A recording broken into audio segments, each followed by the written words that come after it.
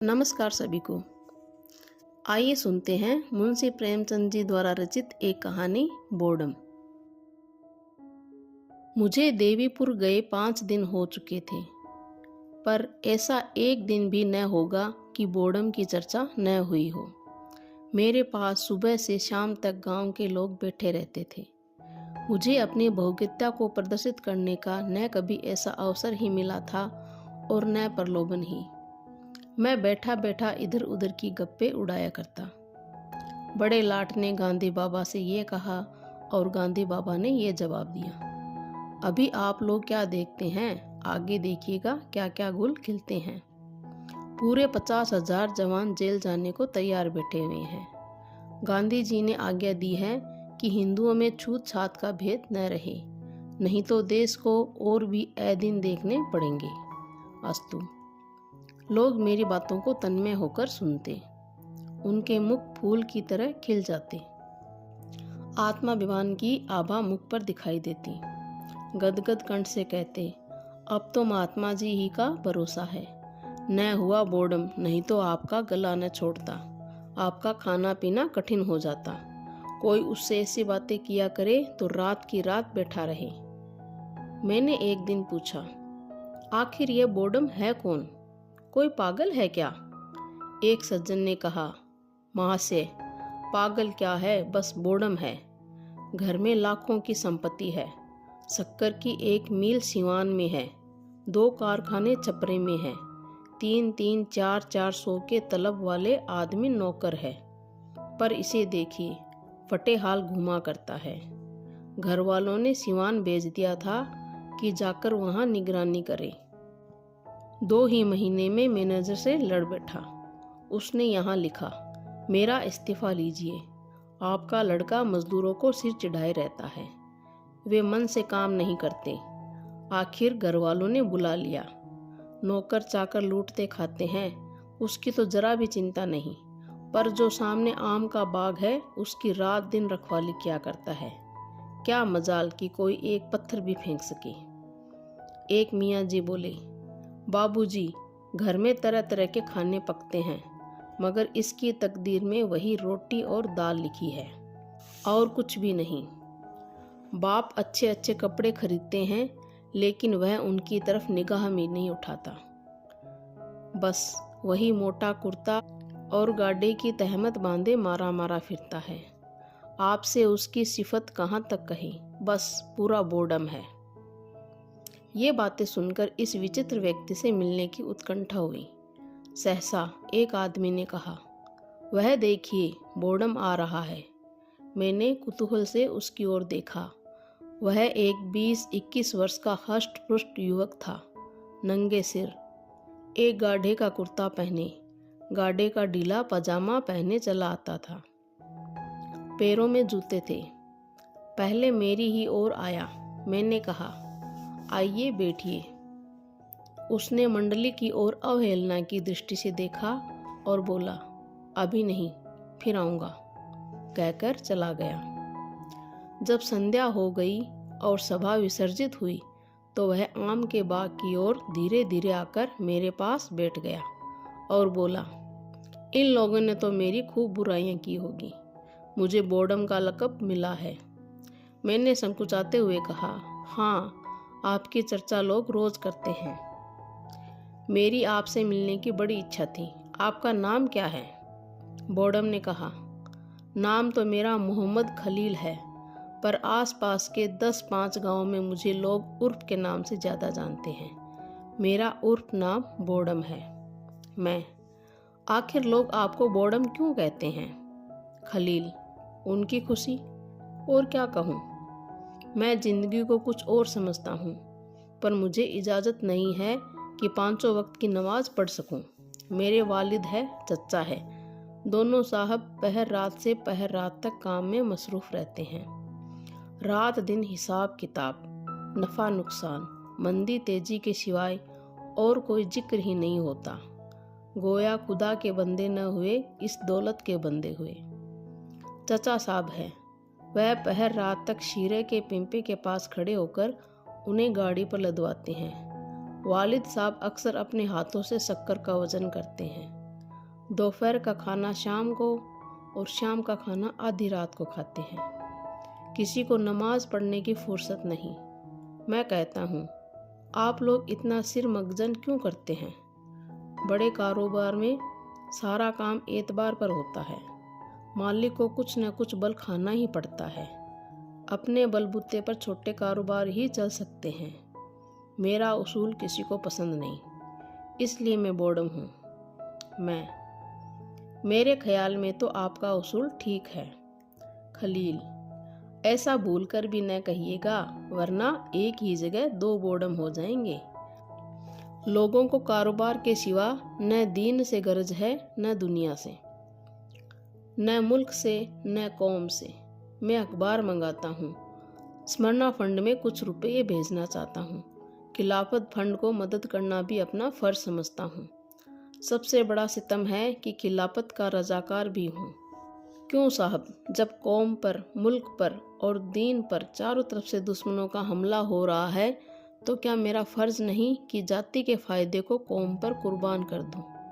इसलिए घर और बाहर मुझे बोर्डम का लकबा दिया गया है।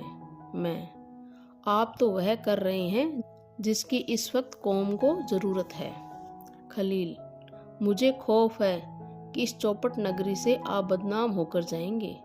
जब मेरे हजारों भाई जेल में पड़े हुए हैं, उन्हें गजी का गाढ़ा तक पहनने को मयस्सर नहीं, तो मेरी गैरत गंवारा नहीं करती कि मैं मीठे लुक्मे उड़ाऊं और चिकन के कुर्ते पहनूं, जिनकी कलाइयों और मुड्ढों पर सीजनकारी की गई हो।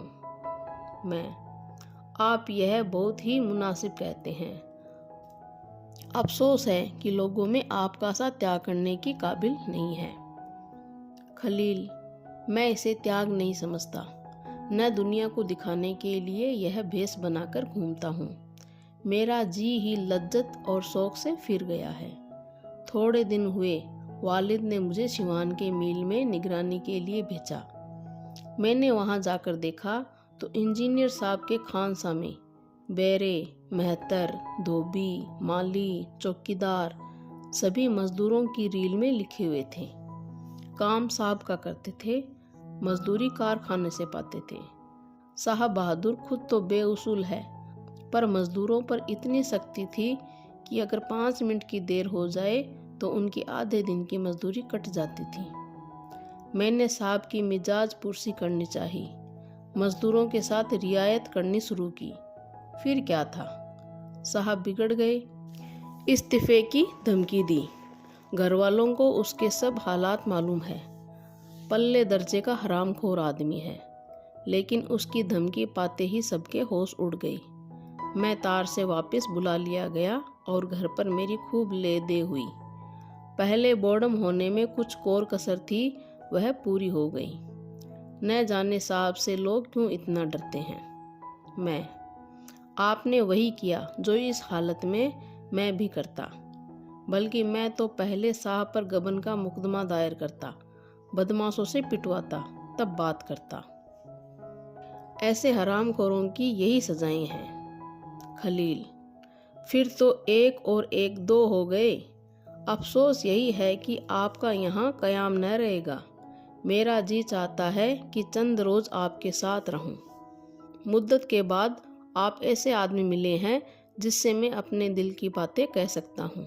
इन गंवारों से मैं बोलता भी नहीं। मेरे चचा साहब का जवानी में एक से ताल्लुक हो गया था। उससे 2 बच्चे, एक लड़का और एक लड़की पैदा हुए। महिला लड़की को गोद में छोड़कर मर गई।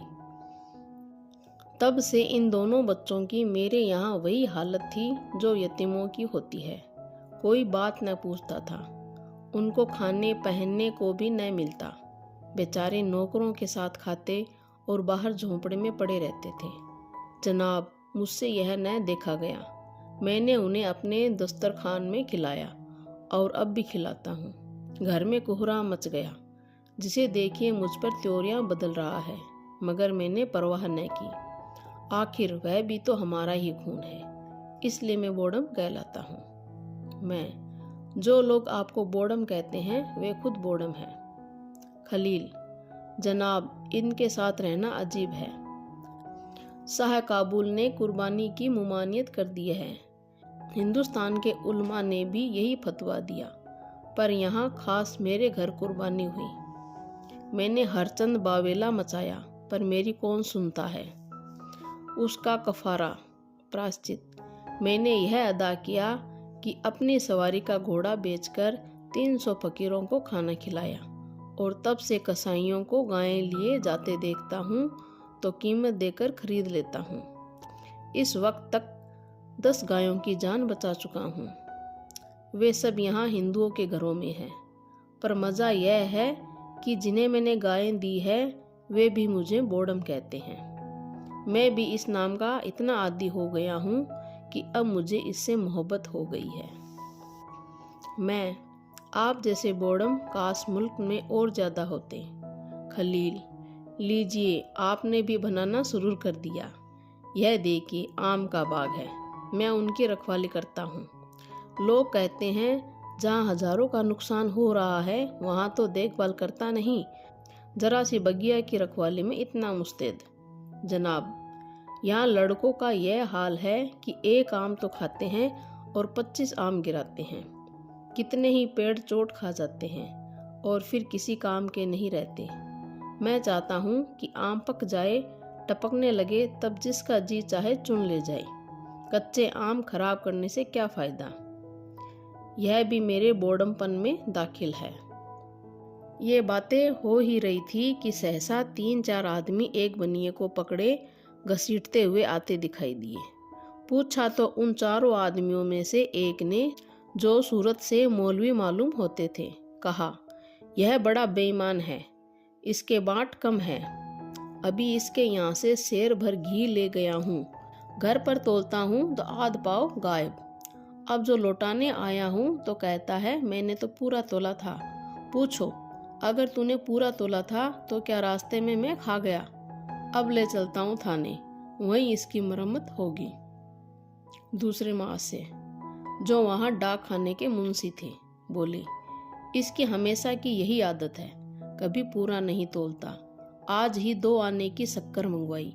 लड़का घर लेकर गया तो मुश्किल से 1 आने की थी। लौटाने आया तो आंख दिखाने लगा। इसके बांटों की आज जांच करानी चाहिए। तीसरा आदमी अहीर था। अपने सिर पर से खली की गठरी उतार कर बोला, साहब, यह 11 रुपए की खली है, 6 सेर के भाव से दी थी। घर पर तोला तो 2 सेर कम हुई। लाया कि लौटा दूंगा, पर यह लेता ही नहीं। अब इसका निपटारा थाने में ही होगा। इस पर कई आदमियों ने कहा, यह सचमुच बेईमान आदमी है। बनिए ने कहा, अगर मेरे बाट रत्ती भर कम निकले तो 1000 रुपये दंड दूं। मौलवी साहब ने कहा, तो कमबख्त टांकी मारता होगा। मुंशी जी बोले, टांकी मार देता है, यही बात है।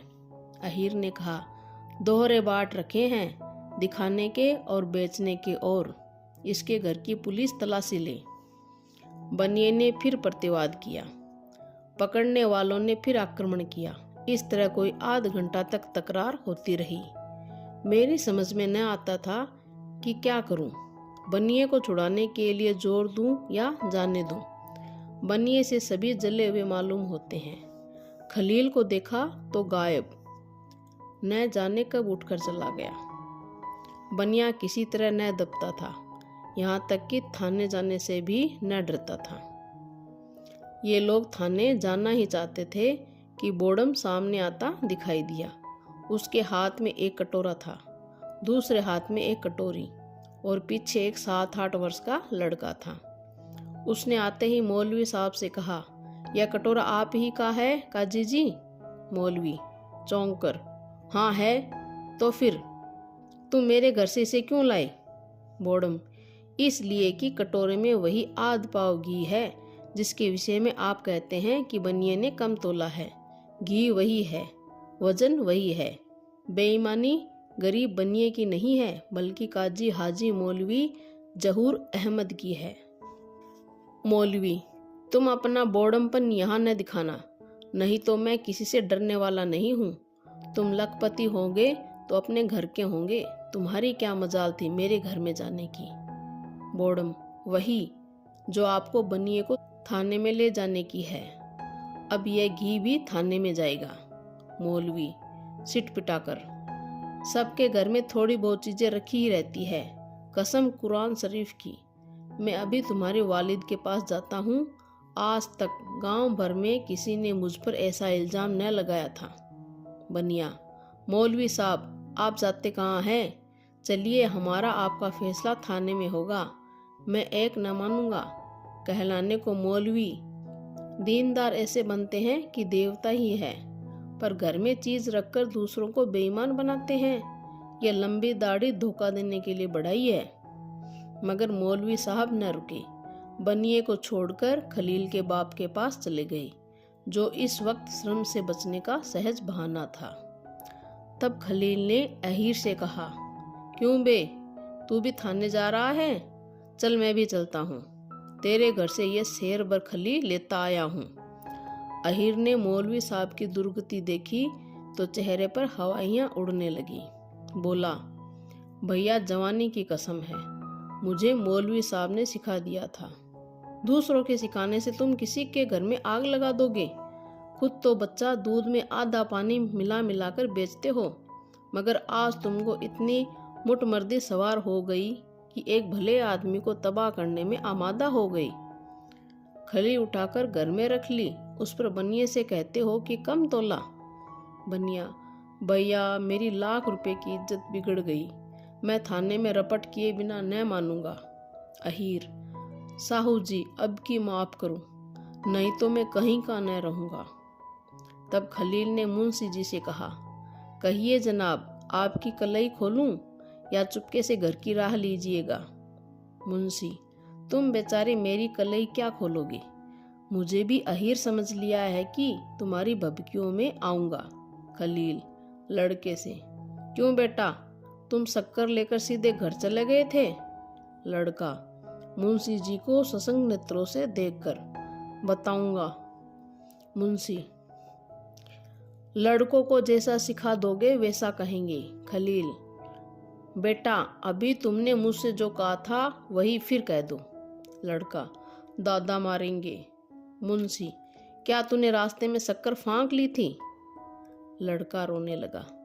खलील, जी हाँ, इसने मुझसे खुद कहा, पर आपने उससे तो पूछा नहीं, बनिए के सिर हो गई, यही शराफत है। मुंशी, मुझे क्या मालूम था कि उसने रास्ते में शरारत की। खलील, तो ऐसे कमजोर सबूत पर आप थाने क्यों चले थे? आप गंवारों को मनी ऑर्डर के रुपये देते हैं तो उस रुपये पर 2 आने अपनी दस्तूरी काट लेते हैं, टक्के के पोस्ट कार्ड आने में बेचते हैं। जब कहिए तब साबित कर दूं, उसे क्या आप बेईमानी नहीं समझते?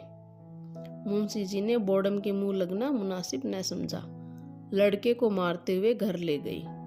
बनिए ने बोर्डम को खूब आशीर्वाद दिया। दरअसल लोग धीरे धीरे चले गई। तब मैंने खलील से कहा, आपने इस बनिए की जान बचा ली, नहीं तो बेचारा बेगुनाह पुलिस के पंजे में फंस जाता। खलील, आप जानते हैं मुझे क्या सिला मिलेगा? थानेदार मेरे दुश्मन हो जाएंगे, कहेंगे यह मेरे शिकारों को भगा दिया करता है। वालिद साहब पुलिस से थर थर कांपते हैं, मुझे हाथों लेंगे कि तू दूसरों के बीच में क्यों दखल देता है। यहाँ यह भी बोर्डमपन में दाखिल है। एक बनिए के पीछे मुझे भला आदमियों की कलई खोलनी मुनासिब न थी। ऐसी हरकत बोर्डम लोग किया करते हैं। मैंने श्रद्धापूर्ण शब्दों में कहा, अब मैं आपको इसी नाम से पुकारूंगा। आज मुझे मालूम हुआ कि बोर्डम देवताओं को कहा जाता है। जो स्वार्थ पर आत्मा की भेंट करता है वह चतुर है, बुद्धिमान है।